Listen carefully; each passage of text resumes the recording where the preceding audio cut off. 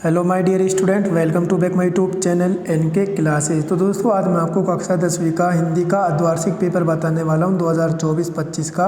यही पेपर दोस्तों आपको अर्धवार्षिक पेपर में देखने को मिलने वाला है। तो दोस्तों यदि आप लोग इस पेपर का सोल्यूशन कर लेते हो दोस्तों तो आपके 70 में से 70 नंबर दोस्तों बिल्कुल पक्के होने वाले हैं। तो दोस्तों वीडियो को आपको अंत तक देखना है, बिल्कुल भी आपको इस वीडियो को स्किप करके नहीं देखना है। तो चलिए दोस्तों अब हम वीडियो को स्टार्ट करते हैं। दोस्तों पहला क्वेश्चन क्या कहता है आपका, दोस्तों पहला क्वेश्चन देखिए कि निम्नलिखित गद्यांश को पढ़कर नीचे दिए गए प्रश्नों के उत्तर दीजिए। तो दोस्तों आपको इस गद्यांश को ध्यानपूर्वक पढ़ना है और ये कुछ प्रश्न दिए गए हैं दोस्तों, इन प्रश्नों के उत्तर आपको इसमें से छांट कर लिखने हैं। जैसे पहला क्वेश्चन है कि उपयुक्त गद्यांश का शीर्षक आपको इसमें से छांट के लिखना है। फिर दूसरा है कि देश प्रेम क्या है, यह आपको इसमें छांट कर लिखना है। तीसरा है कि देश प्रेम कैसा भाव है। चौथा है देश प्रेम शब्द में कौन सा समास है। और पांचवा है प्रेम का अवलंबन क्या है, यह आपको इसमें से बताना है। उसके बाद दोस्तों आपका सेकंड प्रश्न देखिए आपका कि निम्नलिखित पद्यांश को पढ़कर नीचे दिए गए प्रश्नों के उत्तर दीजिए। तो दोस्तों यह आपका एक पद्यांश है, इस पद्यांश को आपको ध्यानपूर्वक पढ़ना है और ये कुछ प्रश्न दिए गए हैं दोस्तों, इन प्रश्नों के उत्तर आपको इस पद्यांश में से छांट कर लिखने हैं। दोस्तों बिल्कुल यही पेपर आपका आने वाला है, तो इस पेपर को आपको दोस्तों जरूर तैयार करना है। अब बात करते हैं आपको दोस्तों तीसरा क्वेश्चन की निम्नलिखित में से किसी एक विषय पर लगभग आपको 300 शब्दों का निबंध लिखना है। जैसे राष्ट्र निर्माण में युवाओं का योगदान हो गया, राष्ट्र निर्माण में युवाओं का योगदान, ये सब इसमें ये पॉइंट है दोस्तों, इन पॉइंट को बना कर आपको लिखना है। दूसरा जैसे बाल विवाह हो गया। तीसरा है आपका दोस्तों बाल विवाह के दुरुपयोग, और ये कि विद्यार्थी जीवन में नैतिक शिक्षा की उपयोगिता, ये आपको किसी एक पर दोस्तों आपको एक निबंध लिखना है। उसके बाद फोर्थ क्वेश्चन देखिए दोस्तों, स्वयं को राजकीय उच्च माध्यमिक विद्यालय महोबा का छात्र सुनील मानते हुए प्राचार्य को अपनी आर्थिक स्थिति बताते हुए बुक बैंक से पुस्तक प्राप्त कराने हेतु एक प्रार्थना पत्र आपको लिखना है। वेरी इंपॉर्टेंट प्रार्थना पत्र है दोस्तों, आपको इसको जरूर तैयार करना है। उसके बाद दोस्तों स्वयं को विजयनगर का दीपांशु मानकर अपने छोटे भाई को धूम्रपान एवं नशे की लत से दूर रहने की समझाइश देते हुए आपको एक पत्र लिखना है। दोनों में से आपको एक करना जो भी आपको आता हो। और दोस्तों अभी तक आपने हमारे चैनल को सब्सक्राइब नहीं किया तो प्लीज़ चैनल को सब्सक्राइब करें दोस्तों, और वीडियो को लाइक ज़रूर करिए। पांचवा क्वेश्चन है कि आपके शहर में एक नया वाटर पार्क खुला है जिसमें पानी के खेल, रोमांचक झूलों, मनोरंजन खेलों और खान पान की व्यवस्था है। इसके लिए एक विज्ञापन का आलेख लगभग 25 से 50 शब्दों में आपको तैयार करना है। ये दोस्तों आपको एक आलेख तैयार करना है। उसके बाद दोस्तों इसके अथवा में हम बात करते हैं। अथवा में क्या दिया गया है कि स्वास्थ्य विभाग की ओर से डेंगू रोग के नियंत्रण हेतु चेतावनी संबंधित एक विज्ञापन 25 से 50 शब्दों में आपको लिखना है। और छठा प्रश्न है कि यह तो रमेश की पुस्तक है, इस वाक्य में ये कौन सा सर्वनाम है। दोस्तों कौन सा सर्वनाम है, पुरुषवाचक सर्वनाम है, तो इसका ऑप्शन फर्स्ट आपका राइट आंसर हो जाएगा।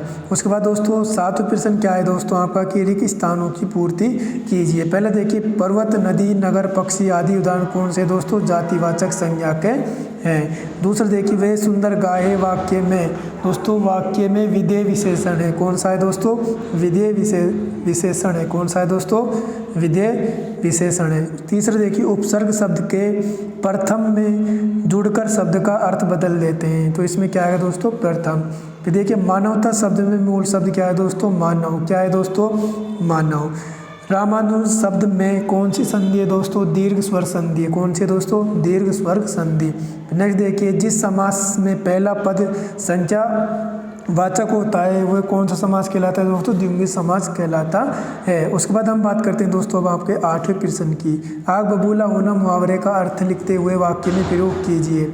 9वां प्रश्न है कि निम्नलिखित में से किसी एक गद्यांश की अर्थग्रहण संबंधी प्रश्नों के उत्तर दीजिए। ये 9 प्रश्न के आपको एक प्रकार का गद्यांश है, इस गद्यांश के प्रश्न है, इन प्रश्नों को उत्तर आपको इसमें से छांट कर लिखने हैं। और इसके अथवा में दोस्तों दिया गया है, दोनों में से आपको कोई भी एक करना हो जो आपको आता हो। उसके बाद हम बात करते हैं आपके दोस्तों 11वें प्रश्न की। 11वें प्रश्न है कि ये दंडुरित मुस्कान कविता का केंद्रीय भाव आपको स्पष्ट करना है। और इसके अथवा में दिया गया है कि गोपियों को उद्धव का संदेश पसंद क्यों नहीं आया है, तो दोनों में से आप कोई भी एक कर सकते हो।